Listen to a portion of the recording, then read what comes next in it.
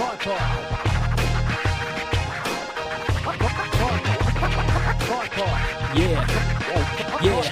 the Tripod app, shit, years in the making. They're raising the stakes straight, bringing home the bacon.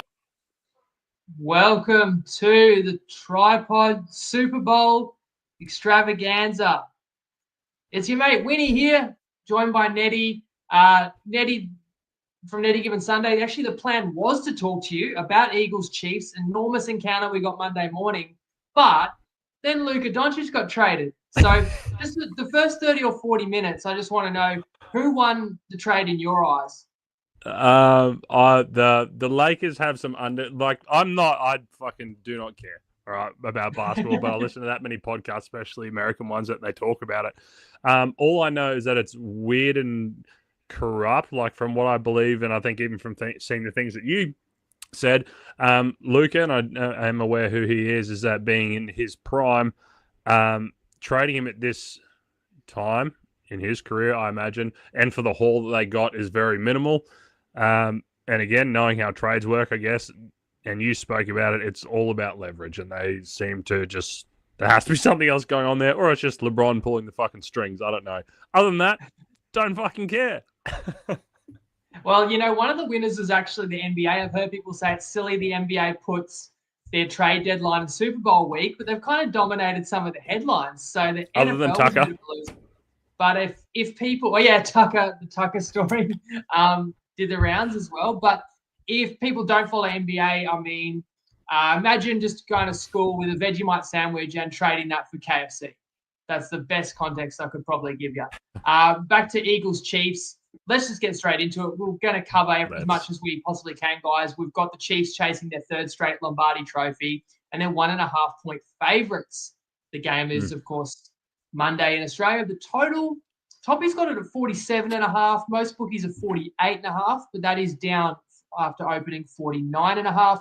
And it is a rematch of the Super Bowl from 2 years ago, where the Eagles went down to KC 38-35. I've heard people complain they don't want this matchup again, but it was a beauty of a game last time around, albeit a controversial ending. So there are so many angles, so many markets to discuss. We'll cover as much as we can.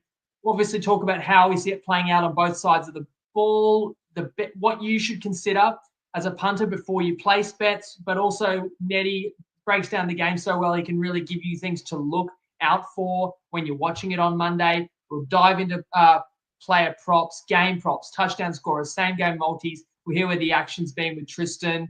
He's had an action-packed week of his own. We've got a custom market that I've personally created. We'll give you our overall prediction. I'd love to hear predictions in the chat as well. You know, I'll give you a score, MVP. If I can toot my own trumpet a little bit, I've done a few pods throughout the summer, not every week, but, you know, we did Christmas, Thanksgiving, playoffs.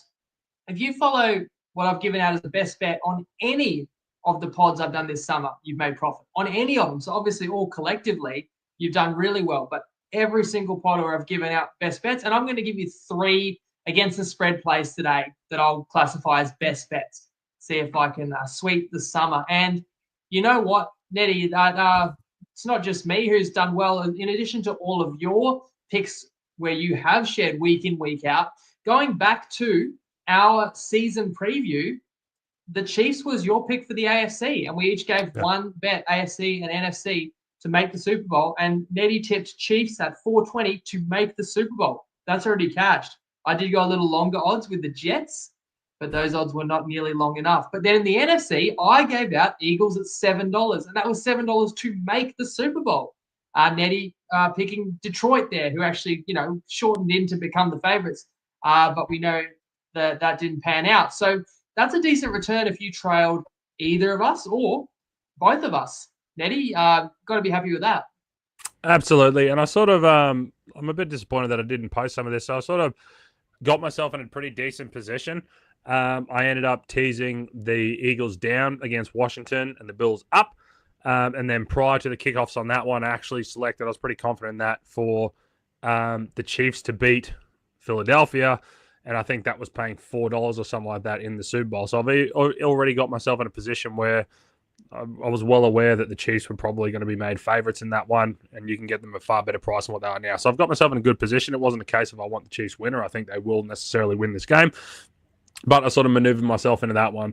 And yes, kudos to you, man. You brought up Philadelphia plenty of times. I think with some of the personnel changes they went as the season went along and dealing with the injuries, they've played phenomenal, man. And we're going to obviously touch on that today. And you're dead right. Like a lot of people are just like, man, fuck this. We saw this a couple of years ago. I'm so sick of the Chiefs. But this is as good as it gets. Like, this is the best team and the best defense that the Chiefs have come across in their sort of Super Bowl run that they've had.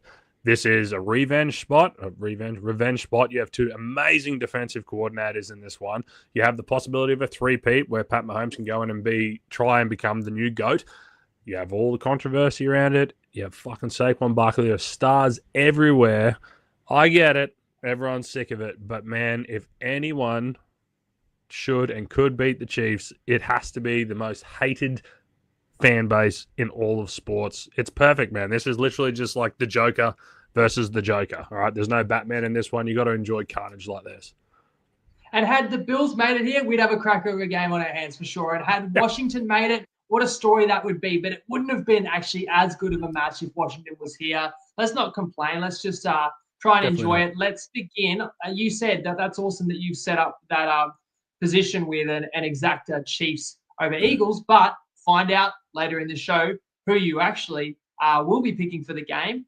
And obviously, I'm going to pick your brain for other tips along the way. And I want to hear what you think of a few that I've dug up as well. So let's just begin with Chiefs offense versus the Eagles defense, how you see the matchup, what you're looking for. Kansas City was just the 12th ranked offense in terms of pure points per game. KC scored 23 a game. In fact, the 32-29 win over Buffalo was the Chiefs' highest output of the whole season. Now, it's worth noting that's a little bit skewed because the Chiefs scored 0 with scrubs in week 18. But even if you take that meaningless loss to Denver out, it still hasn't been a Chiefs team that has lit it up. Although, if you do take the Denver loss out, we should remind ourselves Kansas City has won 23 of the last 24 games where they were trying. Now they encounter the Eagles, who were ranked number 1 in opponents' points per game, conceding just 18 a game. So understanding the caveats in the Chiefs ranking, it's still 1 versus 12. Is it fair to say there's an advantage to the Eagles when Mahomes has the ball? Yes and no. All right. Yes, as in because Philadelphia's defense is fucking phenomenal, and I think I know what Fangio does is incredible as well. But the weird thing that people misconceive about the Chiefs at the moment is because it's not high flying, because it's not deep, all that sort of stuff. They believe it's not the same, but it is still extremely efficient and quick football, and they will tinker with things as the season goes along, and they don't have the same star-studded people. And you look at Kelsey, who's getting slower, older, it doesn't look the same. But they're still fucking doing it. And the fact that they're going on this crazy run of winning games that are one-score games, which are typically revert back to the mean the following year or whatever else, is insane. Like I said, not as explosive. They attack completely different. They attack a hell of a lot smarter now. And anytime you have Andy Reid, obviously, that has time to scheme and plan and come things up, like he's got a history of this as well. I'm sure he's going to find things, and there's going to be little wrinkles the same way as it always is, but there's a lot of things, and I don't know if we're going to be looking at defense as well, or if you just want me to cover both while we're talking about a team. But you cover the defense as well while we're on this side of the ball. Okay, so for Philadelphia, a lot of things that they do really well naturally is going to match up really well against the Kansas City Chiefs. Everything that the Chiefs do now is all quick, ball, short, get it out. That's what they love to do. It's all quick. It's about not letting Pat Mahomes get pressure. It's all short yardage stuff. Philadelphia is actually the best team defense in the NFL at defending that 0 to 10 yardage quick pass stuff. But one thing that is in the advantage of Philadelphia is that with Fangio, he loves to play a lot of quarters and cover 6. So quarters basically is CBs, safeties, 4 across like that. The other variance of this is a cover 2/cover 4 where one side is 2 like that, and there's only one safety there, which is cover 6, right? 4, 2, 6, perfect. In Pat Mahomes, right, especially on third down, he is the best against everything, against blitzes, against 2 high safety, etc., etc. But with Mahomes, right? And this is a crazy fucking thing. On third downs in his career against cover 6, he is ranked 42 in first down rate, 34 in EPA per attempt, 33 in success rate out of 43 quarterbacks. Something that Philadelphia do without even trying, without changing their scheme, without anything, is a perfect matchup against Pat Mahomes here. It's still Pat Mahomes. But with this team as well, there's no running game in this. Their running game is pathetic. It's just been dribbling. And when you have a look who they've played in the back end of the season, these are not very good run defenses. They still couldn't run a lick. So this whole thing, as always, is going to be put on Pat Mahomes' shoulders and see what they can scheme up. A big loss, Nakobe Dean for Philadelphia, because they were amazing at covering tight ends for the better part of the season. And when we saw them play in 2022 or whatever it was, 22, they were horrible against tight ends. This year, really good. But again, Nakobe Dean, huge loss. I love how they set everything up. They clamps on the outside. They're powerful through the middle. I don't like the movement in Kansas City's offense at the moment. They've gone and kicked Tooney from guard out to tackle, which is going away from probably some of the two of the best defensive players on the field, obviously, in Jordan Davis and can't remember the other guy's name. Jalen Carter, sorry. All that pressure up the interior, I think, is going to be a bit of a problem. It is still the Chiefs. They're still going to scheme things up. But I like for this one, again, it perfectly sets up on what Philadelphia like to do defensively. I think there's going to be a lot of pressure on Pat. I think they're going to confuse him. And another interesting little tidbit, this one that I come across as well, is not often do you have a lot of things that have sort of happened the same when two teams match up, right? But because the defensive coordinator for the Philadelphia Eagles, Fangio, used to be the head coach for the Denver Broncos, then he was the defensive coordinator for the Miami Dolphins. They've actually played each other, Mahomes, Reed, Fangio, 8 times. The Chiefs have won 8 times, right? But the defenses have done their job. They've completely limited Mahomes. And I've got this one here. Sorry, I just got to find it. So against every other team, right, in the NFL, when he goes, it still goes down to the red zone exactly the same. But when they get to the red zone against every other team, they have a 61.9 red zone touchdown rate. But against Fangio teams, that drops down to 37.5. They can move the ball. They just cannot seem to convert. Now, what does that lead to? I'm going to drop a bet here if that's fine with you. This was one that you and I had spoken about. I was going to hide this one and go about it a different way, but this is my favorite bet. We're going to roll straight into it. Favorite bet of the whole Super Bowl. This is the largest bet I've played on. Again, gamble responsibly, all that sort of stuff. It is a ladder, and it is, of course, a field goal kicking market. So I have on here, Jesus Christ, can't believe I lost it. It is actually Butker to go over 1.5 field goals, and I've actually laddered that one up. And the reason is because every time they've gone up against, again, this Fangio defense, they have actually kicked, sorry, I've got so many notes here. In 7 of 8 games, they've kicked 2 field goals. In 6 of 8 games, they've kicked 3 field goals. In 2 of 8 games, they've kicked 4 field goals. Field goals galore. They trust their defense. They trust Butker. I love that the Chiefs are going to move down. I hope that they're going to get stalled. And I love that they're going to kick field goals. We have a field goal ladder, boys.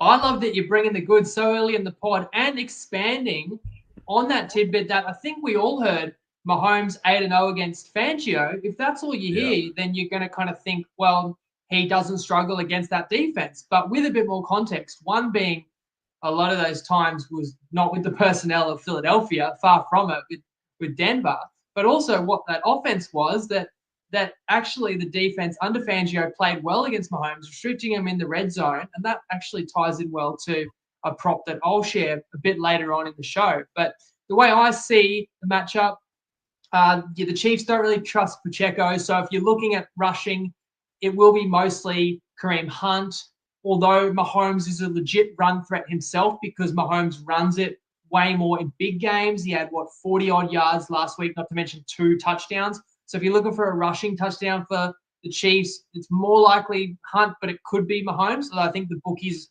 are aware that Mahomes will be a fair bit shorter this week. The Chiefs are really only running just to keep you honest and to slow down the Eagles' pass rush that you mentioned there, Neddy. Mahomes is going to have to be at his best when he's throwing on this Philadelphia defense. where I worry is not really the ability of Mahomes. That can't be questioned, but who's catching the ball? So you got Kelsey, all-world tight end. We know what he's still capable of. He did it against Houston in the divisional round, but then Kelsey was kept quiet in the AFC title game. But we know that Kelsey will be that prime target on money downs and in the red zone. Then you got the rookie Worthy. He's emerged. He's the number one playmaking wideout on this team, an athlete that Casey's going to really try to get the ball to in space, and had his career best game last week in the win over Buffalo, but he is still just a rookie. And for the rest of the cast, Hollywood Brown, Smith-Schuster, they are inconsistent. Hopkins is a veteran, but not the same level of production anymore. I don't fear that cast, and I know how special number 15 is, and a great quarterback can make other players look good, but I do feel like in a massive game, you need those wide receivers to step up. And do you trust that group to make a play, Neddy? I go back to earlier in the year when the Chiefs lost Rashee Rice for the season. I thought that would be really damaging. It hasn't burnt him yet, but could it still? You're right. They sort of rotate their cast in a little bit like Buffalo Bills. You don't really know who to pin that one on. I don't like Kelsey is Kelsey, right? And you're 100% right there. I think Noah Gray might be good for a couple of sneaky things on this, but with him, like I was on him last week, nothing. He was out there just running routes, getting cardio up and doing blocking. But we have seen, and we saw it, like I said, Nakobe Dean went out. We saw Ertz go off against Philadelphia. We saw Higbee for the Rams go off against Philadelphia. So maybe with a little bit more focus being on Kelsey, maybe there could be a great chance for Noah Gray.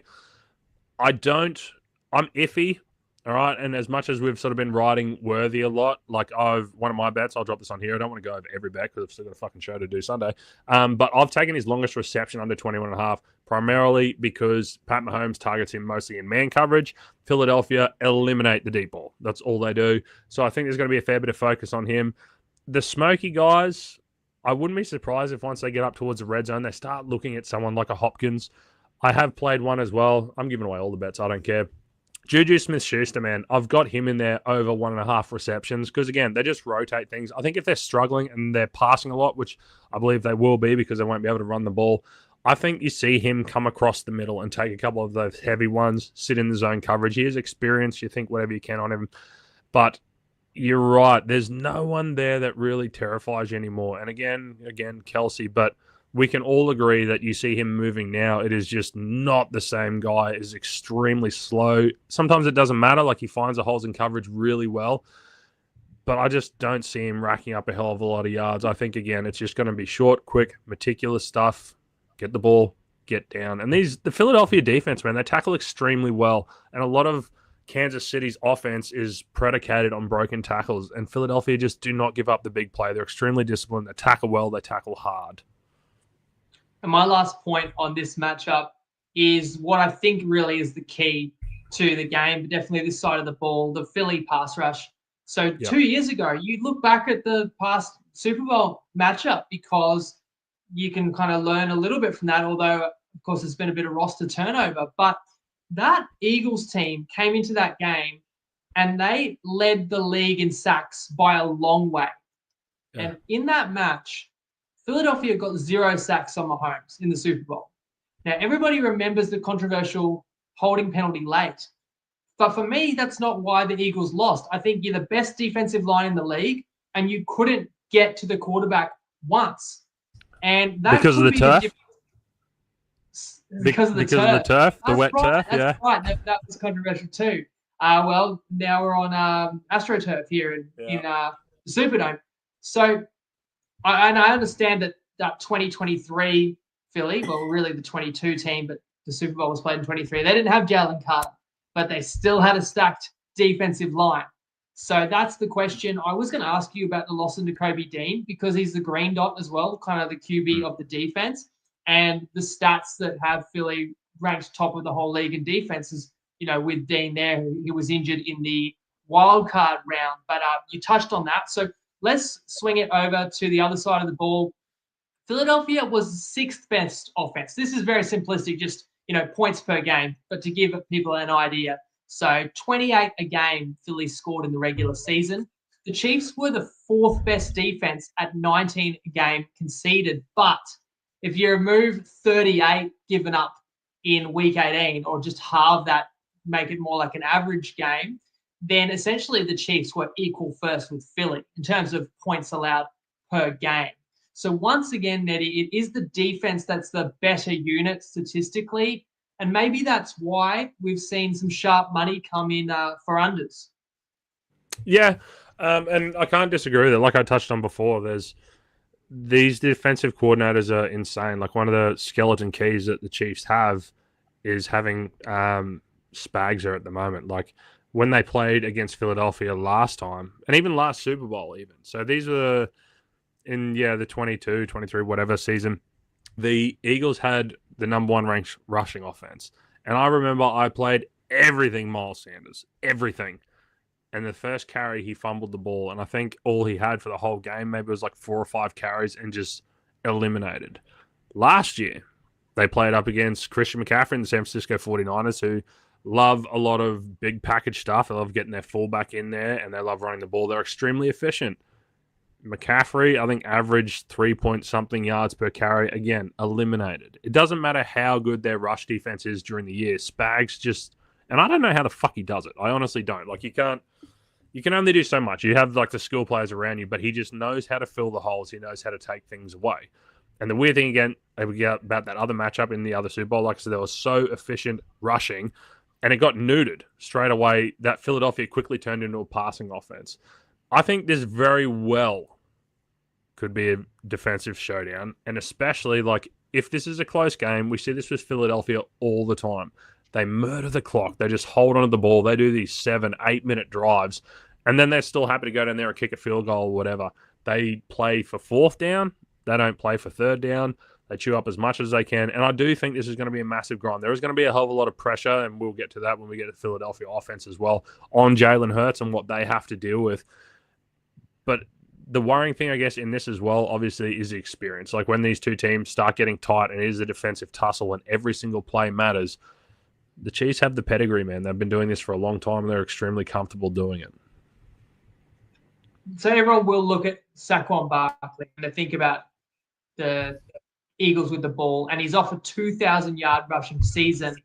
Plus, you've got Jalen Hurts being a genuine run option, and this is why this is the best rushing team in the league, along with that, the best O-line, you'd argue, and in short yardage, so hard to stop with the brotherly shove, although Kansas City stood up really well in short yardage in the AFC Championship game, stopping like a pretty equally formidable O-line and strong quarterback in Josh Allen, and ultimately you win the game because you could stop him in those situations. So it's not a certainty that Philly picks up every 4th down and every tush push like they sort of have over the last 2 or 3 seasons. You mentioned it there about how Kansas City, what is the stat? Do you know off the top of your head the last time the Chiefs gave up a 100-yard rusher in the playoffs? Or is it true they never have? No, I literally only heard this morning, and I can't tell you. It's at least 9 games. Yeah, and It's I at don't least even think it's 100. Like, I think Super it's Bowl as low as like 80 or 90. Yeah, right. Yeah. So Barkley's over-under is about 120, 115. The Chiefs will defend the run as well as anybody can. You can't completely stop Barkley, but you can contain him, kind of like Christian McCaffrey last year. So that's why I don't think Barkley's the key. I think it comes down to Hurts throwing the ball. And how does he go against Spagnuolo's schemes? Can Hurts diagnose when that blitz is coming? Because it's coming, but you've got to figure out when is there going to be at you. There's such a gun wide receiver tandem here who are going to get one-on-ones. A.J. Brown, Devontae Smith, when at their best, are both close to sort of top 10 receivers in the league when healthy. Say that with inverted commas because I think it's been 6 games this year. Yeah. 6 games this year. I think those two and Goddard have all been on the field. Yep. Brown had the knee, even Hurts himself, concussion followed by a knee issue. Though those wide receivers, Smith, Brown, have had some good moments in the playoffs. And when you get 2 weeks to prepare and it's a winner-takes-all game, you sort of can feel reasonably confident that you're going to get these guys giving everything they've got. But I suppose I'd be a little bit concerned on the Philly side as that can these guys play up to their ceiling? To simplify this, you go. No, you keep going. You go. Well, I think it's simple to me. If I think about who wins this game, I'm looking Philly. On defense, can you generate pressure on Mahomes? Keep him uncomfortable. The one Super Bowl he lost was against Tampa Bay, and the Tampa Bay D-line ravaged. I know the Chiefs had offensive line injuries on the day, but the point is that Mahomes was running for his life all game. Can Philly make Mahomes uncomfortable? Because if he's comfortable, doesn't matter who he's throwing to. I think Mahomes will slice and dice anyone. But as for Hurts, I think Hurts will have the time, will be comfortable to an extent because of that O-line, because of the threat of the run game. So my question is, can Hurts hurt the Chiefs in the passing game? Can he use the opportunities that run game is going to afford him to actually beat, one-on-one coverage and make explosive plays in the passing game? The interesting thing about the Eagles, is even, again, in that other Super Bowl, I have to reference to it because it's only a couple of years ago. It's a lot of the same stuff as well, is that they were an extremely good attacking, very quick, pass the ball offense. But as soon as they went out in that game, they learned a hell of a lot more on the run. They've been extremely run-heavy this whole season, and this whole contrast between the two teams is literally polar opposite. So the Chiefs are the number 2 pass rate team. The Eagles are the 30th rate pass team. So the Chiefs are 4th highest percentage yardage gained by passes, 32 for the Eagles. Number 2, no huddle for the Eagles. Number 32, no huddle for the Chiefs. Fastest pace of play, Chiefs, number 2, and 16 pace of play for the Eagles. They're literally polar opposites. The Eagles, I think, are still going to lean on Barkley regardless. I think they're going to come out of the game, and I think an amazing curveball would be to actually pass and all that sort of stuff. I just don't think they're going to do it. And Sirianni gets in his own head. You see him argue with fans on the sideline when they were just like, fucking run Barkley more. He's like, I fucking am. All that sort of stuff. That's just how he runs. I think they're going to try and do it, and maybe it might just be the first drive, second drive, first quarter. They're typically slow starters. I think they're going to do that to try and feel out the Chiefs' defense, try and see what they can get. And like I said, the Chiefs' defense, they always scheme things up on this. One thing that Philadelphia does have going for them, and we haven't seen a lot of it, is their 11 personnel rushing attack, right? And we spoke about it before with the injuries, because A.J. Brown and Goddard and all that sort of stuff have been rotating in with injuries. It hasn't had a chance to really be there. But because they've all been healthy and in the playoffs, they've been running out of 11 personnel a lot. 3 wide receivers, 1 back, 1 tight end. 11. We've taught you this. And they've been running really well. That is actually a weakness for the Chiefs' defense, as they defend that extremely poorly. So I think that can work for them. But again, Spags is going to be extremely tough.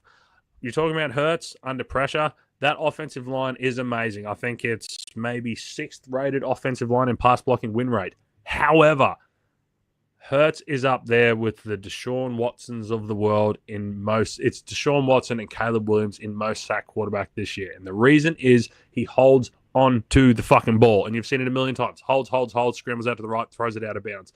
And he goes from being a top 5 quarterback to bottom of the barrel, horrible under pressure. Spags, we know this, is extremely good at dialing up pressure. So everyone will remember the Josh Allen pass where it bounced off Kincaid's hand and almost got the game going. So the reason that happened, right, I read this article, they actually called that same defensive play 5 times that whole game. 5 times. On the 5th time was that final one you saw. Every time they showed pressure, backed out. Showed pressure, backed out. On that 5th one, they showed pressure and went fucking hard from the opposite side of where everyone was lined up. And you'll see it. If you watch that video, find the all 22 of it, it's the exact same as when the Chiefs blocked that field goal for the Denver Broncos, where the Denver Broncos field goal unit didn't touch anyone. It was the same thing. That whole side of the Bills' offensive line didn't even know where it was coming from. People just went straight through. Spags is a genius, and he'll sit on a play call the whole time. That is what does scare me for Philadelphia, is if they have to pass, if they drop behind. And again, Jalen Hurts, the best he's looked all season was last week against Washington's defense. If he can play like that again, this will be competitive. This will be fantastic. But if he starts getting these long yardage situations that Philadelphia love to play to 3rd down, they do it more than anyone. No, sorry, 2nd most in the NFL. It just becomes dangerous, all right? I don't trust Hurts up against Spags because, again, hold the ball. Like, they're in the company The team that reached the most third downs was the Browns, 237. Number 2 was the Eagles at 236, and the Giants for 233. You shouldn't be in that company. But they play for fourth downs. They have their own key to success. And I do think their quarterback sneak is going to work. The Bills' quarterback sneak was atrocious. Don't get it. Hold, step to the left. No. But I do worry about Hurts in this passing game. I think they are going to pass. I think they are going to run heavy, sorry. But again, you can't get on Barkley with those sort of numbers, and I just can't do it against Spags. You shouldn't just, there's no real rhyme or reason for it. It's just Spags. He just has proven this over and over again against good rushing attacks. Yeah, Barkley's going to eat, and he will get a lot of volume. And I do think if you want to back Philly, you've got to have a bit of confidence in Hurts when he gets those opportunities. And he's an interesting player that a lot of people debate, is Hurts what you call an elite quarterback? But I do feel there's a real massive opportunity there in New Orleans, in Sunday in the US, that Hurts will elevate his status and probably wins the title if he can have a great game. Shout out The Undertaker, letting us know his thoughts. And for what it's worth, I invited Undertaker Who's he going on the for? show. Yeah, we'll have to find out in the comments. Undertaker, although he's had a family emergency come up, so we wish him well there. But he graciously said, I don't want to come on the show because I'll be too biased. And I said, people know you need those people. Yeah, it would still be great to hear, but you're just going to have to enjoy all the comments and barbs coming from The Undertaker as we put them up on the screen. Neddy, let's move to player props, and you'll get an opportunity to talk about more matchups. Take it anywhere you want. I've got a couple, but I'll let you go first. Yeah, there's a couple of ones here. So I didn't say where it was before. So the Chiefs over 1.5 field goals were on Lads for $1.88. The only place I found that you can actually ladder it was on Bet365. So over 2.5, 340, and over 3.5 is $7.50. So you got fucking awesome odds there for that one. So the player props, touched on that. Xavier Worthy under 21.5 longest reception. Like I said, I don't think there's going to be too many deep shots to him. They might try it, but zone coverage, they don't want to look towards him. And Philadelphia are fantastic. I touched on Juju Smith-Schuster on that one as well. Pat Mahomes pass completions over 23.5. That was on Uni for $1.79. All right, not the best odds on that one, but exactly like I said, they're not going to be able to rush. I think it's just going to be quick, short, sharp completions. One other thing, and you'll see probably a lot of these, is the Pat Mahomes rushing ones. I don't mind the attempts. I've gone over his longest rush, 11.5 on Bet365 for $1.86. I do believe that's long gone. I've seen it up to like 14 and 15. Don't fucking touch it if it's sitting there like that. I will say this, be extremely careful when you're putting his rushing yards in there. Because if you've noticed on Super Bowls, playoff games, he has a tendency to go for a kneel down and then run backwards to chew up more time on the clock. So I'd be staying extremely far away on that one. Dallas Goedert is another one that a lot of people have been attacking. I really like it. So I hit his receptions over 4.5. His receiving yards over 48.5. That was on Lads and Bet365 on those ones, sorry, respectively. Again, the Chiefs are actually 32 against tight ends. They're fantastic on the perimeter. They're going to be paying a lot of attention. If you think about how you would try and slow down Philadelphia, you'd be stopping to look at Barkley. You'd be paying a lot of attention to A.J. Brown, which is what they've done in the rematch after the Super Bowl, where they sort of shadowed a lot of their coverage towards Brown. And Goddard's been on a heater, man. He's played very good in the whole playoffs. I think 48 was fantastic. I believe it's dipped into 50s at the moment. So have a dish around for those ones. But they're the player props that I like the most at the moment. Yeah, I actually bet Mahomes rush yards over against the Bills. And I was watching the game with Matty, and he had 19 in the first half. And so Matty's going, oh, you only need 4 more yards. And I said, no. I need 15 more yards. Like, I'm not going to feel confident unless Mahomes is well into the 30s, because I know he's capable of losing about 10 in the fourth quarter if they're in front and in a kneel-down scenario. Sorry, you look like you're about to say something else. No, sorry. I was reading my own notes there. Sorry. Well, so I have my 2 favorite props. So I'm going to keep it pretty simple, because I'm going to ask you touchdown scorer, first touchdown. I want to cover as many things as we can, but I just figured I'm going to pick my sort of underrated player, or the player I'm going to target on each of the offenses, and I'm going to bet their yardage. I'm going to bet them for anytime touchdown, and then have a little bit on them for first touchdown. And And so the yardage bet is going to be $1. Well, these are paying $1.83 to $1.87. So that is what I would call kind of best bet worthy. So I'm going to begin with Hollywood Brown. I'm going to play Hollywood Brown 40 plus receiving yards at $1.83 on better. So that's like over 39.5. I think most people will be looking at Worthy because of the last game, or Kelsey because it's a big game in the history. So I actually think the key is going to be Brown, who is not going to be the head of the snake for Philly to shut down, but someone who's shifty, can beat man coverage, but also dynamic enough to get you yards after the catch. So 40 plus $1.83 is $3.80 for an anytime touchdown on Toppy, and $18 for first touchdown scorer on Toppy as well. Any word on Hollywood? No, I like that, man. I was on him in the Bills game, and that's, you could sort of see they were trying to work him in, and he's again still electric, and he just explodes off the line anytime he's there. I do like it, and I think I come up unsuccessful in the Bills game, but it's a Refidex, man, with that Chiefs offense, and you have to be careful if you're not paying attention onto who's on the field. They get some explosive guys on there extremely quickly. It's dudes you don't expect, like in these Super Bowls where it's like, oh, they've still got McCall Hardman. He just had the winning touchdown in overtime. And Chiefs love doing that sort of shit. Juju pops up, or Kadarius Toney making a play. So I feel like Hollywood, highly touted coming into the league, has bounced around to a couple of destinations as a bit of the cast of wide receivers for the Chiefs has. But the ability's there, and he could be the guy that they could scheme up, and also that Mahomes could find in a couple of vital situations. And then for the Eagles, a guy I've always loved, Devontae Smith. So I'm playing him over as well. 49.5 receiving yards, $1.87 on Sportsbet. Let's play Devontae Smith for a touchdown. $3.45 is the best price on Sportsbet. $3.40, a bunch of other books. And first TD on Toppy, Devontae Smith, is $15. He's the most fluid moving athlete you'll ever see. When I saw Smith come into the league as a Heisman-winning wide receiver, my concern is this guy's too slim. He's not going to last in the NFL. But in a one-off all-or-nothing game, you don't have to worry about the fact that he's slight, because there's not going to be any fear about him taking hits. Everybody is, people might have to be taken off the field in a body bag. It's not going to matter. They're going to leave it all out there. And so I feel like you're going to get some extra routes by Smith across the middle.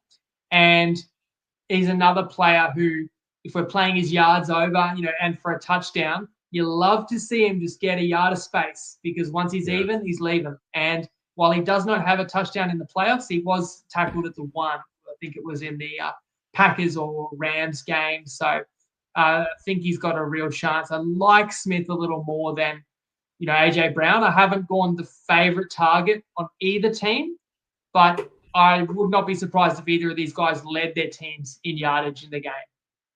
No, I agree with you, mate. You're dead right. Like, Smith is silky smooth, man. And they play him relatively smart. Like, he does come across the middle a little bit, but they just play him on the perimeter so well. And his body control, he can be getting boxed out and pushed towards the sideline, but he still seems to make that effortless catch where he doesn't put the arms out and it just drops straight in the bucket, and then he's straight out of bounds. You're dead right. He's silky smooth. I love that one.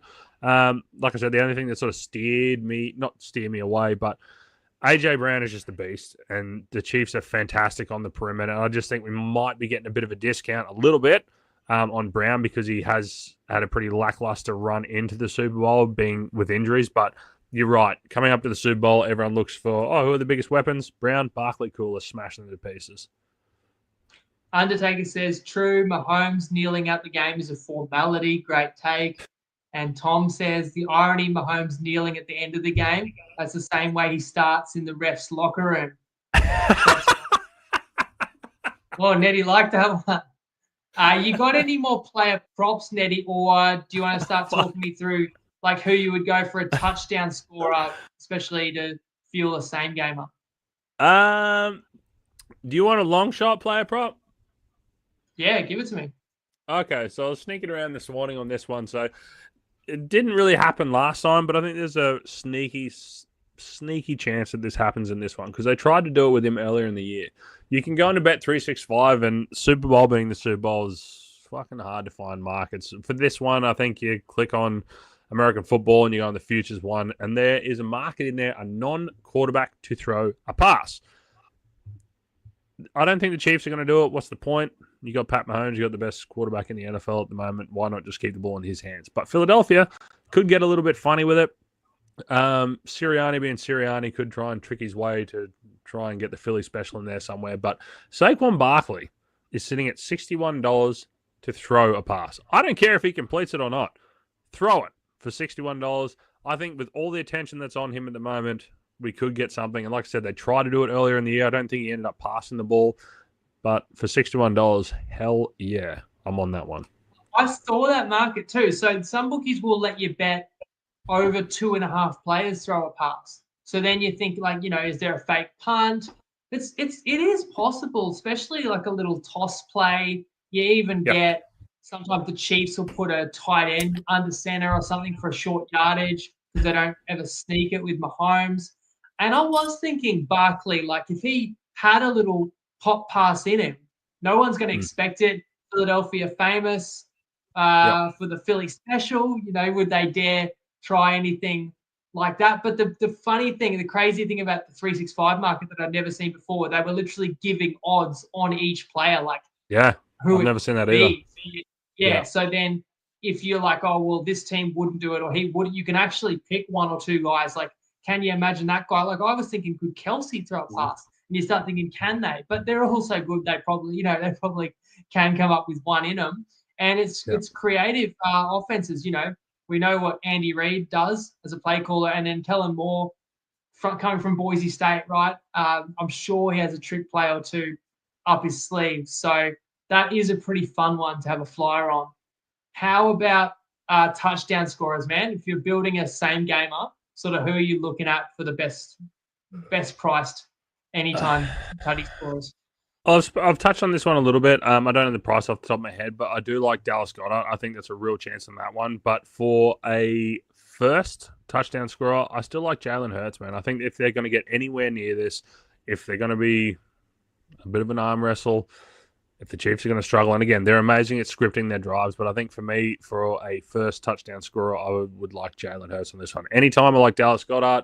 Like I said, I don't mind AJ Brown as well, but for first touchdown, I'd be going with Jalen Hurts personally. That's right, because I had Hurts to score and Philly to win against the Packers. I had Barkley to score and Philly to win against the Packers. Somehow Philly won, but it was everyone but Barkley or Hurts. There's a touchdown where Goddard runs like 15 yards down the sideline, holding the defender off like a little kid. You get brought down. Yeah, it's fantastic. They're going to run it in.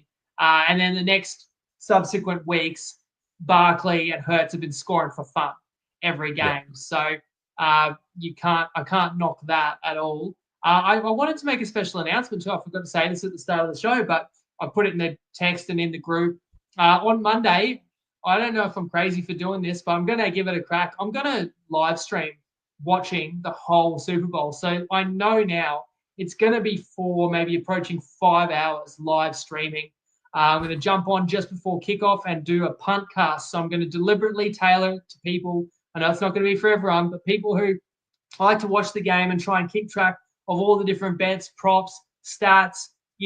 I'll be sharing the tips that you and I have shared tonight, updating the status as we go. We're going to have some guests, including yourself, drop in. We'll give away some prizes. I'll interact with anyone who wants to join me in the comments. I'm a bit of a madman, a bit of a lunatic watching games. I'll probably be making predictions before just about every play and rambling after every play and either cursing or cheering. I'll follow the live odds along. We'll have that on the screen as well, make it a true punting cast and talk about that. And if there's any, good live bets I can see, I'll share that as well. So that'll be on Facebook, YouTube, and Instagram, just live. I probably won't upload it later. If you have ever wondered what it would be like to watch a game with me, again, that's not for everyone. I'm sure it would drive a lot of people crazy, but I'd love to have people's company on Monday. And you know what? I'm going to share a bonus pick or two. I reckon there's one or two plays I don't want to take until just before kickoff. And so I'm actually going to save them for the punt cast. If people join, a few minutes before kickoff, I'll tell you what I've backed and where you can where you can find it. So look forward to you, mate. You're going to be out Caxton Street, but you promised me you'll dial in as well. Absolutely. And join me no matter what state you may be in on Monday morning. I will be in a state. Don't worry about that. But no, I think it's a fantastic idea, man. And as we were sort of shooting the shit before this kicked off, it's a different world now of what people are into, and I think it'd be a cool thing, man. And there's been plenty of times I've run into people outside of here that recognize me and know or whatever, and I just love chopping it up and talking football and all that sort of stuff with anyone, man. And if you can sit there and do it on a screen and dial into you, I'm all for it. I'd just fucking inject all the football into my veins, mate, please. And open invite to anyone who follows the show. If you're a listener or a viewer and you would like to jump in, we kind of think of it like a radio show, and we can have listeners call in. I'd love to hear from all sorts of people, but you will have to DM me, guys. If you think that you'd like to be part of that, just DM me, because I got to hook you up with a little link that morning, and then we can bring some members of the group into the show as well and have some fun with it. We haven't had a market update yet. Let's have a listen to Tristan. I said before he's had a big week, and let's hear where the action has been on the game so far.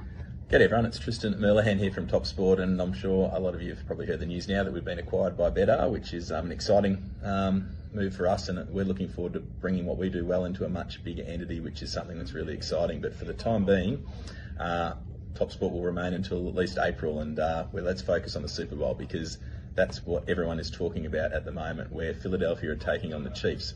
And the market's $1.82, the Chiefs $2, Philly, and the line's 1.5. It's been a really strong betting affair already, where there's been money both ways. There's a strong push for the Chiefs early, a push for Philadelphia in the last 24 hours, and it's got basically back to where we opened the market.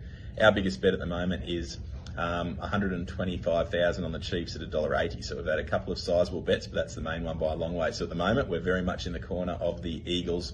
At the moment as well, the outright book, we've been laying the Chiefs the whole way through. So they're our double whammy liability. So we've got to get enrolled in that market. The props, we haven't seen too much massive action just yet, but that'll change as we move deeper into the event. We've got 300 markets exactly, and there's obviously a stack of options you can put your same game multis onto. So get involved over the next few days. Looking forward to a cracking game. There's always the prop specials. Jacob's got a really cool prop out as well. So good luck if you're having a wager, and of course, gamble responsibly. Tristan said, as most of you had heard, Neddy hadn't heard. Maybe there's people watching or listening who didn't know that news about Top Sport and Better. So not all the information's really out, or as Tristan said, it's still business as usual for a little while, but it's definitely something that we'll address, and we'll give Tristan the floor to explain how it's all going to work. Heaps of people have been hitting me up and asking what's happening, and I don't have all the answers, for people right now. And I'm really focused on the Super Bowl, but there's preseason rugby league in a couple of nights, or tomorrow night, and then the season will be upon us. So I understand that people are going to want a bit more information, and that will be forthcoming. Game props, mate. Again, you may have already given us some. I really appreciate how many plays you've already fired out, like the field goal prop. You got any more? I've actually got 6 because I've created a bingo market. People might recall I've done some of these in the past where it's 6 events, and in my case, 4 of them are going to have to hit. But the beauty of it is that you can kind of cheer these all game long, and hopefully we can tick a few of them off and tick at least 4 of them off. And with the Punt Cast as well, I'll be updating it and sweating it the whole way through. And I'll get your thoughts on each of my 6 props that I'm going to involve in that, Neddy. But did you have any others yourself? Yeah, so I sort of went against a bit of the narrative at the moment. Like I was talking up Butker a hell of a lot as well. You can get missed field goal or Pat. No, on Bet365 for $2.30. Jake Elliott he's inside his head at the moment. So he's the kicker for Philadelphia. He's done a lot of kicks, but missed a lot of kicks rather. All of his kicks that he has actually missed have all been outdoors. And yes, it is a mental game for kickers, but like I said, there's a huge narrative on them at the moment. And I wouldn't be surprised if Philadelphia, if they get to a position, we know how much they love 4th down conversions, maybe they'd feel a little bit toey. Don't trust Jake Elliott. Maybe they keep him on the sideline and keep going for it. Butker, amazing, mate. He's iced as well. So I think for $2.30, I think we're getting actually a pretty good price where they're playing the narrative of Jake Elliott sucks. I've also gone team to score the longest touchdown is Philadelphia on lads for $1.90. So for that one, like I touched on, Philadelphia, do not give up long plays. Kansas City, love to be short. So I believe there's more of a chance for Philadelphia to get the longest touchdown. Sorry. Pushing those beer down. What else we got here? And I've gone Chiefs total rush yards under 115 on lads for $1.88. They cannot run. All right. If you can find a market out there where Pat Mahomes is going to be their leading rusher, but again, like I said, he can run backwards, all that sort of stuff, and completely screw you out of it, go for that one. But Chiefs total rush yards under 115 on lads. What else do I want to talk about? And what about this one? Sorry, for $1.98, Eagles third down conversions over 5.5. I really like that one as well because, like I said, they play towards third down and they go for it a hell of a lot. If they're living in as many third downs as the Browns and the Giants and they're still successful, they're obviously good at it. I think 5.5 is a very, very low number, especially when you see what happened with, I think, the Texans game. They converted a hell of a lot of third downs as well. The fact that those guys stayed in the game, Bills did the same thing as well. 5.5 is a low number for what could be a very slow, plodding, and successful Philadelphia offense. You can picture it, Philly, long drives and lots of plays. But just you got me thinking, so because Philly is not afraid whatsoever of fourth down, right, there's sometimes third downs where they will design plays where they're not necessarily trying to get to the marker, right? They're just trying to pick up some of the yardage. So the fact that they are such an aggressive fourth down team may actually mean they have a couple less third down conversions, wouldn't you say? Correct. So if Philadelphia is sitting in a 3rd and 7, 3rd and 8 situation, they're not trying to get 9 yards. They're trying to get 5 or 6. And the defense will play that 7, 8, 9 yards back there. They take the easy one, and then they're happy to go for the fourth down conversion. They do it all the time. You see it. And, you remember in times past, that's exactly how defenses used to play. They would just protect the sticks, not let anyone pass. Sweet, they're going to punt. But it's a different era, boys. That's not how we play football anymore. Look at the Commanders. Look at the Lions. Look at the Eagles. Everyone's aggressive, except for the Chiefs. They're not overly aggressive. But, again, when you have Spags and when you have Butker and you have Mahomes, you don't need to be as aggressive. That's right. Like 4th and 10 on midfield, holding the opponent to 7 or 8 yards used to be a success.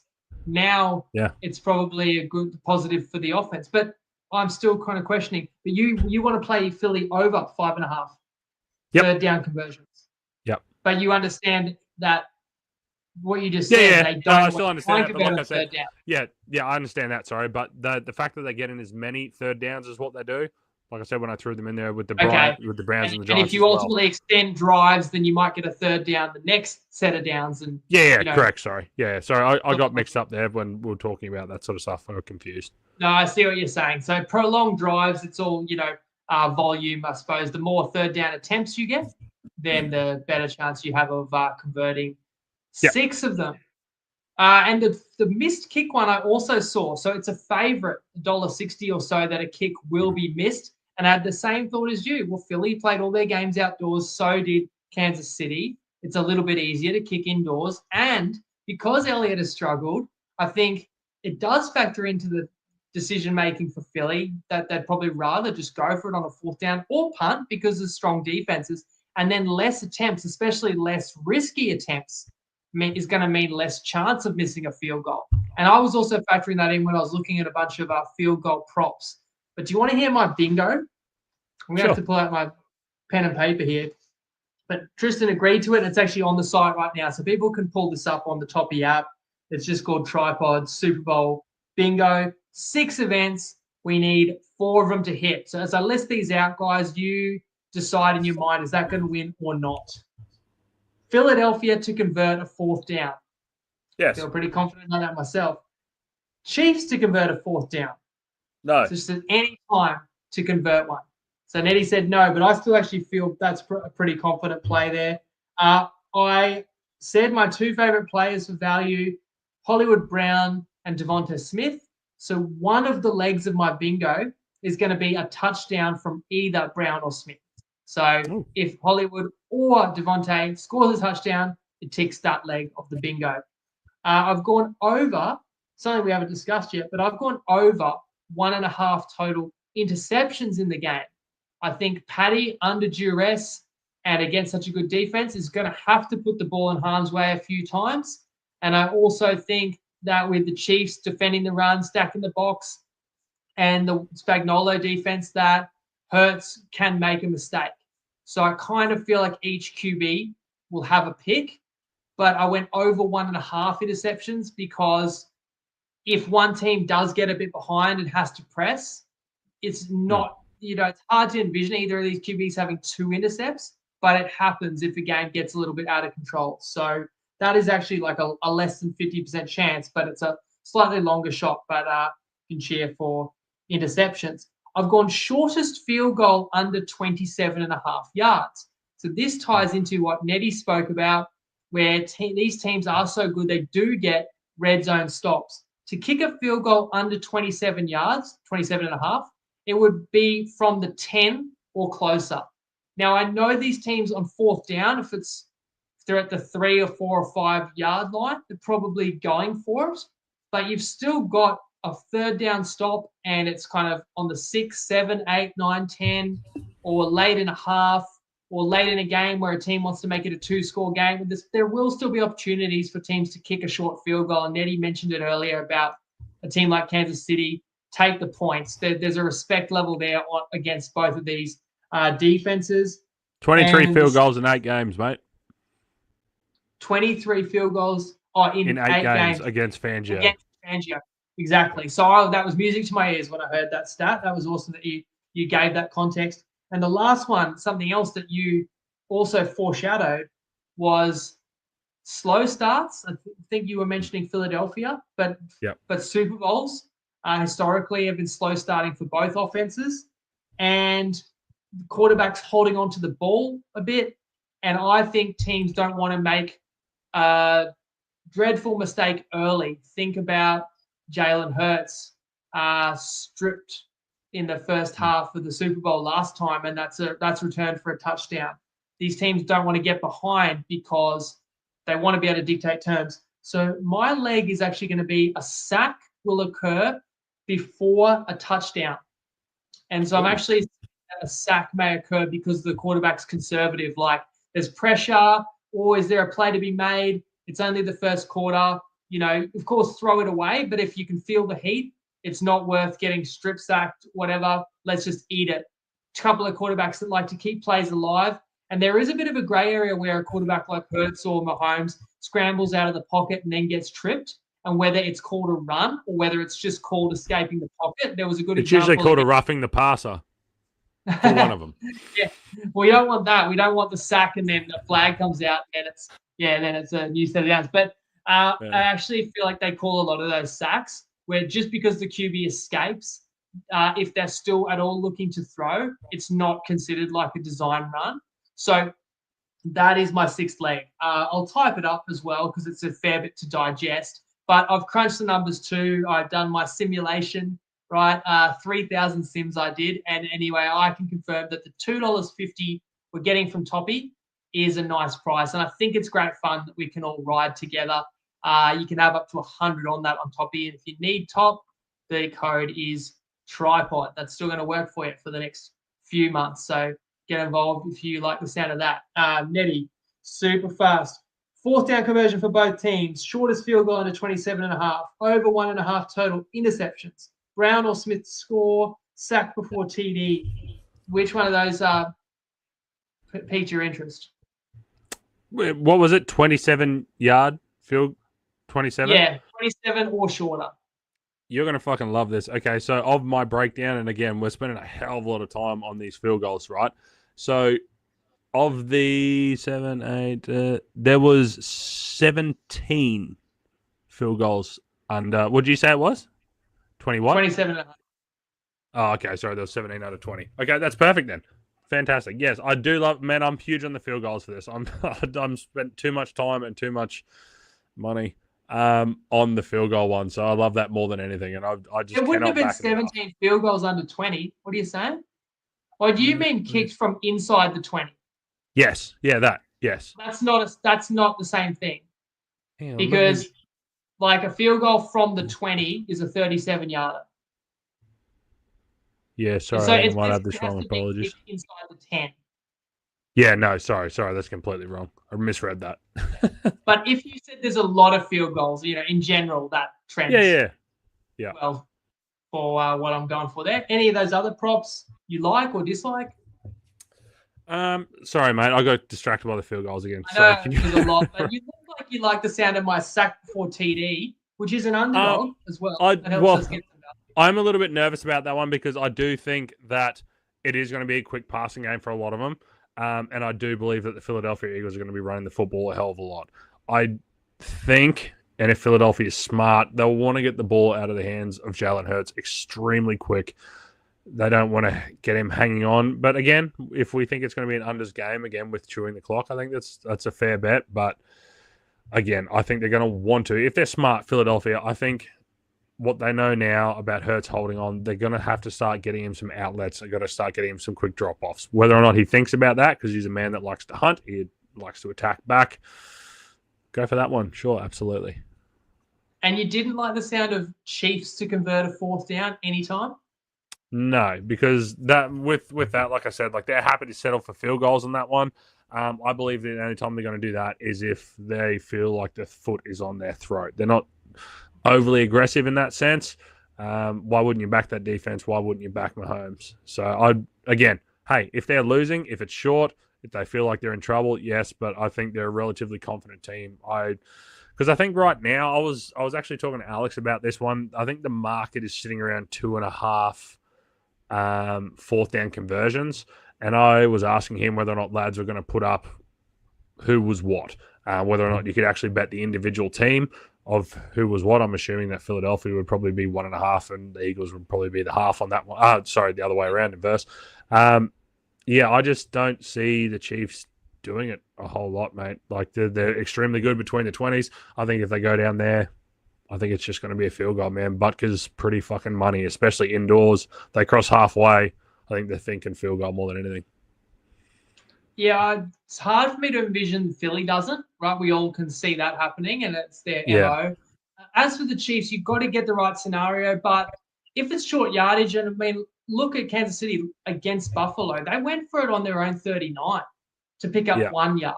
So, and I think if you're in that dilemma zone where you're anywhere from like your own 45 all the way to maybe the opponent 40, and it's short yardage, you still have Mahomes, and you're still probably backing yourself to convert it. So there's a little bit of a slimmer window that you're going to want to find there, but that's why Phillies are a bit shorter. And if you wanted to play that as a single, the Chiefs are $1.58 to convert a fourth down. But ultimately, to me, I just think that's the modern NFL, that the analytics does say go for it, so much more often, and teams are not afraid to. So I'm kind of also with you that the Chiefs won't be overly aggressive. And I was looking at a lot of punt markets. I just couldn't find the right one that I loved.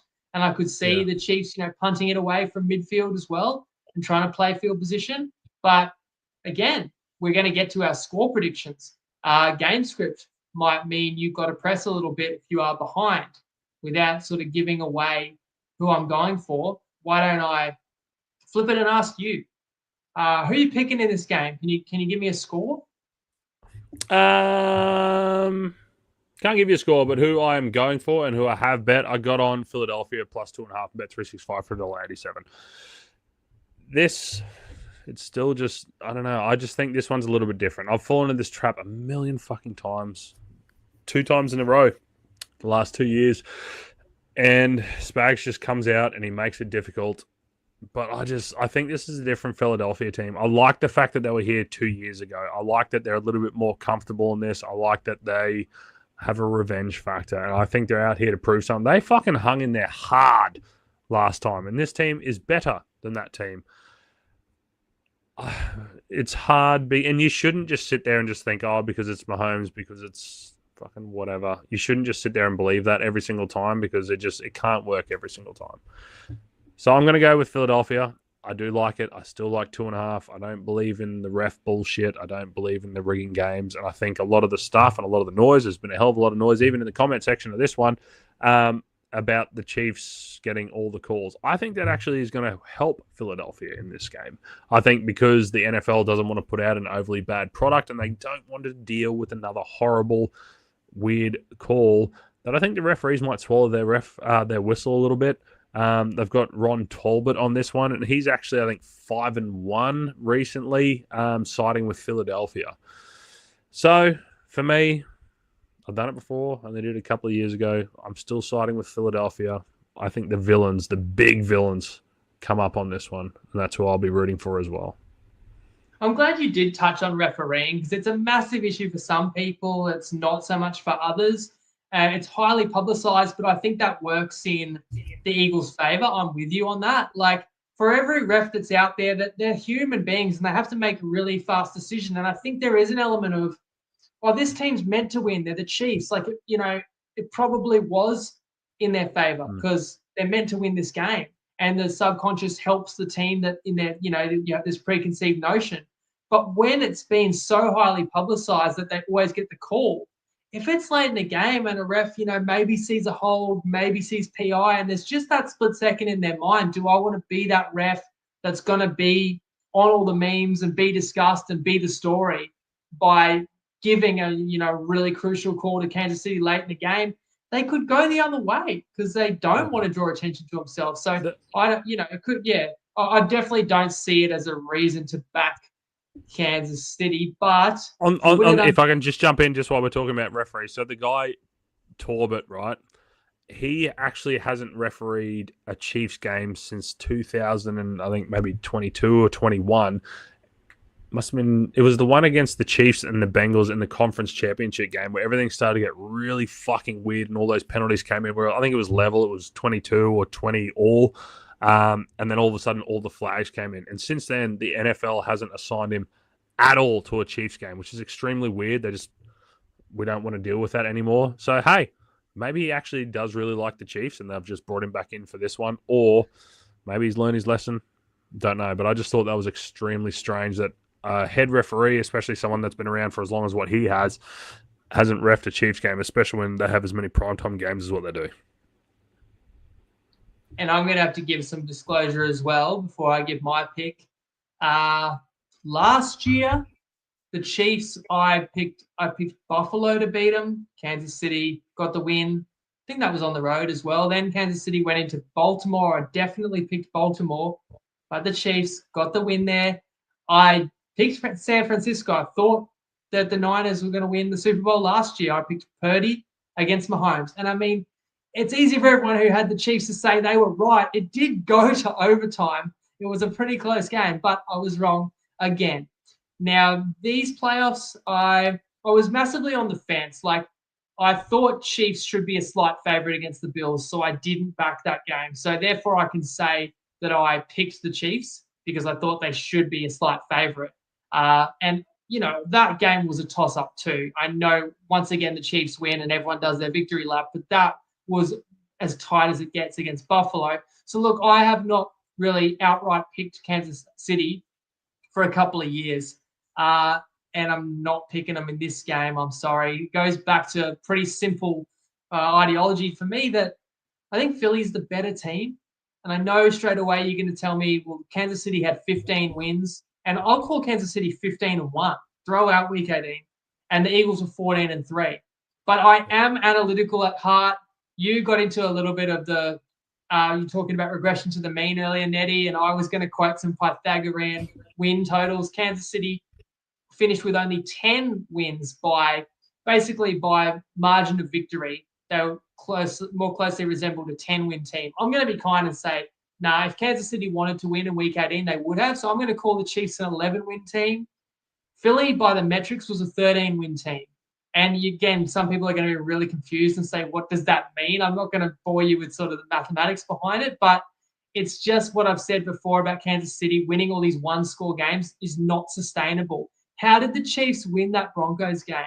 And you talked about the overloaded line. Black magic, mate. The Raiders game on Black Friday. Okay, fine, they won that. The Panthers game, the Falcons game, the Ravens game, the Bengals game. And I'm not saying they shouldn't have won any of them, but they should not have won all of them. Now, I can hear The Undertaker screaming, and he's actually in the comments right now. And The Undertaker, let me take the words out of your mouth. He's going to say, you can't just judge Kansas City on the regular season. So even though they might not have been overly impressive, all they did was win. And we know that the Chiefs are going to go up a gear or two in the playoffs. So let's boost Kansas City. Let's give them extra edge for experience. Let's understand that Kansas City goes up a gear because they try harder. They go deeper into the playbook, evidenced by Mahomes becomes a runner in the playoffs. We need to upgrade Kansas City a bit further. But Philly was pretty damn dominant this season, and I would argue you need to upgrade Philly a little bit more too, because Philly's got a fair bit of playoff experience, not their first rodeo. Philly did cruise a bit in the regular season. That division was fairly well sewn up with a month to go.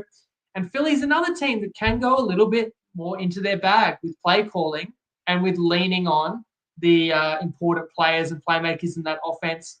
And we haven't really seen Philly pull out all the stops yet because Philly has had a comfortable lead sort of in every game. The Rams game got too close for comfort, but Philly maybe put the cue in the rack a little early. Philly had a commanding lead in that game too. So I am going to take the Eagles. I'm going to say I would back them plus 1.5, $1.88 on better. So, I mean, you got a whole extra point. Not that 2 is a highly common margin of victory, but it's still a valuable point there. But I would, the money's coming for the Eagles. It looks like I would play the plus 1.5 at $1.88. Better or 1 cent less on like Ladbrokes and Neds. And in fact, my score, and you said you can't give me a score, but I'm going to make you.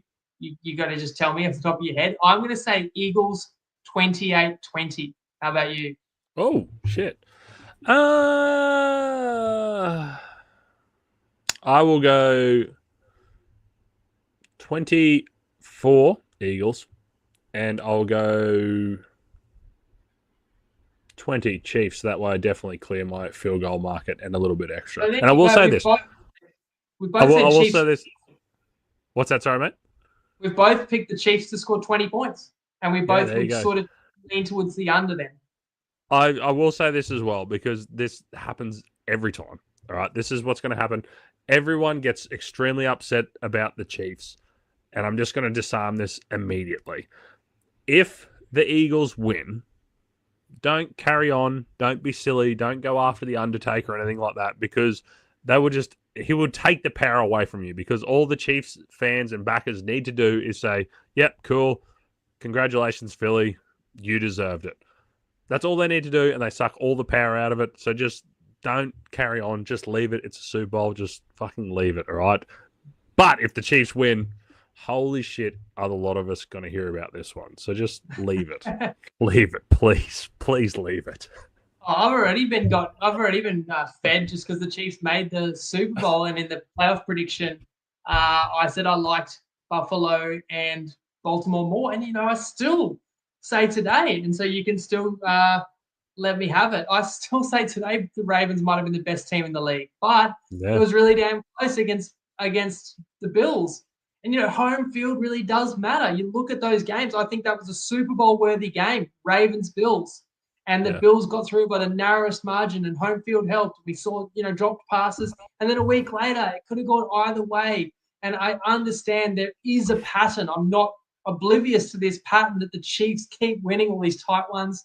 But I'm sorry if just call me old-fashioned or call me a nerd or something. But I just don't think you can make a long-term habit doing that. Although the Chiefs have, it's I suppose you've got to pay the piper at some point. So now that we've both said this, the Chiefs are going to win by 1 or 2 probably. Fucking 30?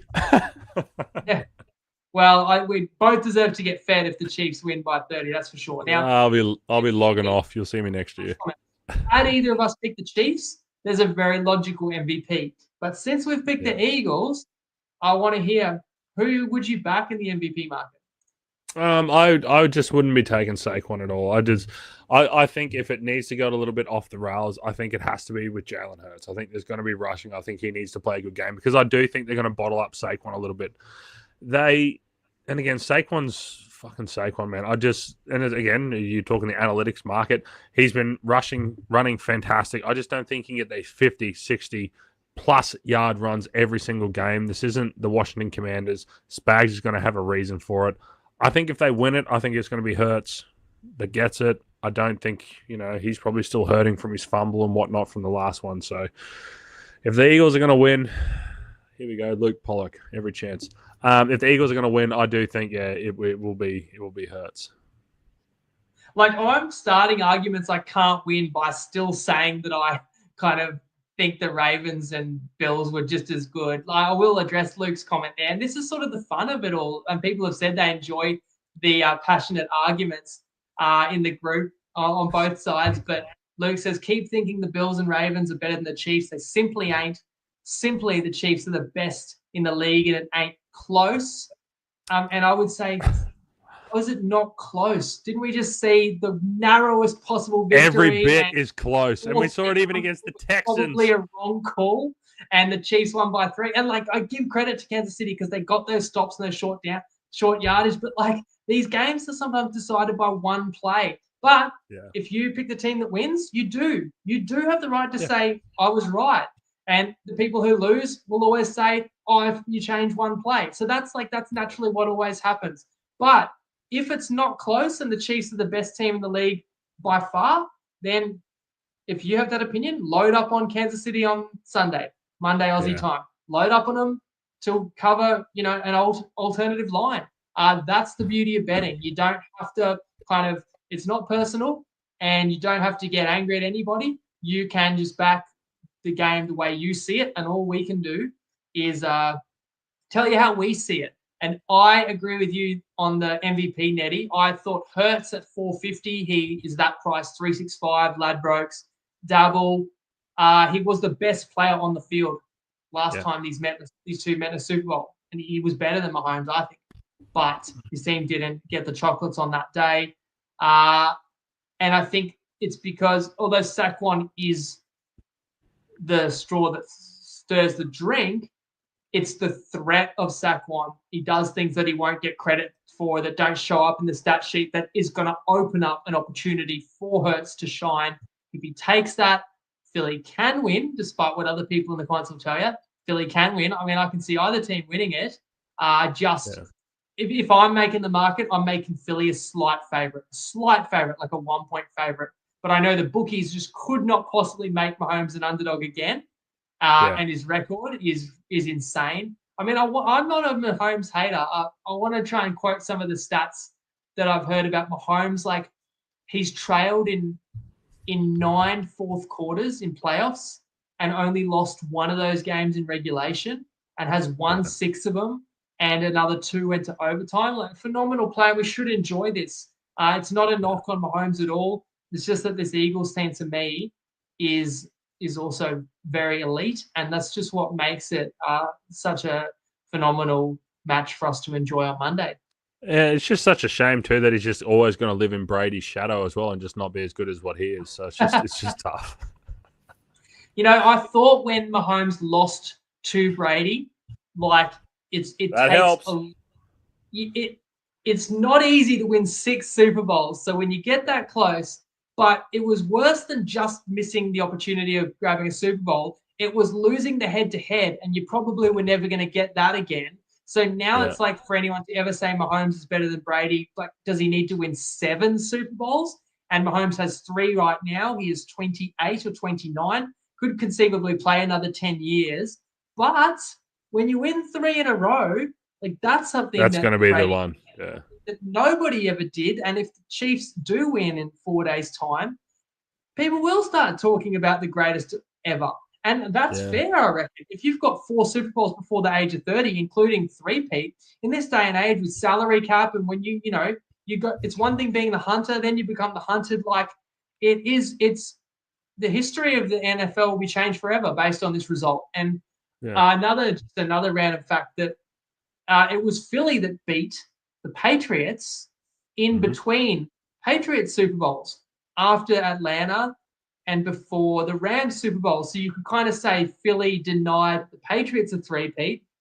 Can they deny the Chiefs one? Let us know in the comments as well, guys, how you see it, because I know, and the beauty of games like this, I know opinions are divided.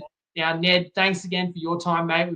We're hitting the 80-minute mark, so it's like a game of rugby league. We've put in the effort, and you're not done either because you're going to be back on Sunday to We'll be back put Sunday, up yeah. with even more plays, right? Yeah, absolutely. So yeah, I'll be back Sunday.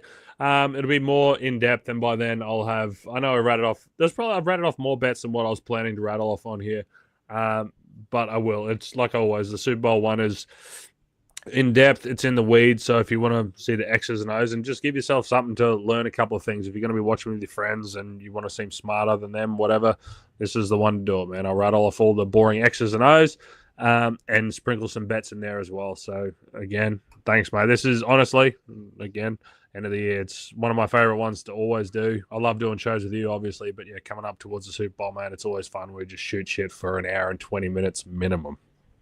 And it's not boring to me. Like I hope it's not boring to anyone else. I'm having fun. I'll do this all night. Yeah, just hearing. I've listened to that many preview pods because I just what I enjoy thinking about, and I want to just pick up more bits of information and just think about this game from every angle. And I feel like that's part of my due diligence to be prepared to come onto the tripod and share the way I see it. I don't go into the week kind of saying, "Oh, I've already got my opinion and I don't need to change it." I try and listen to as much as I can. And Neddy's one of the most knowledgeable, honestly, out there, and definitely in Australia. And we appreciate everything that Neddy contributes, but also appreciate the whole audience. So thank you to you. If you've sat through this, watched us, or listened to us.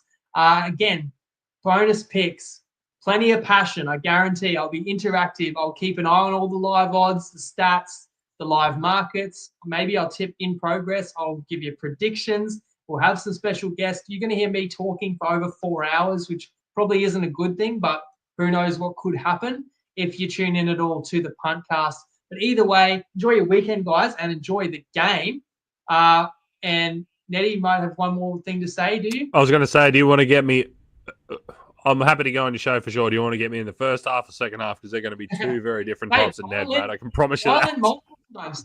4 hours is a lot to fill, but I actually think this game will suit a kind of a companion because you've got like a 40-minute halftime show. I'm actually not like a big music guy. If you are, and you're going to watch the Kendrick show, you mute me, but I'll probably talk through it.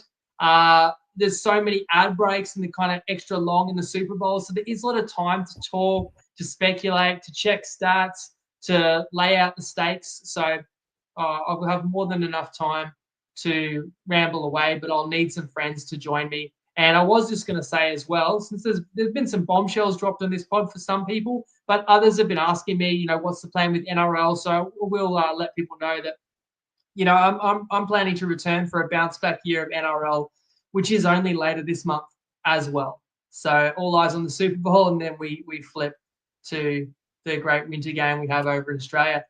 Thanks again for joining us. Enjoy the week. Best of luck on the Punt, guys, and Lego.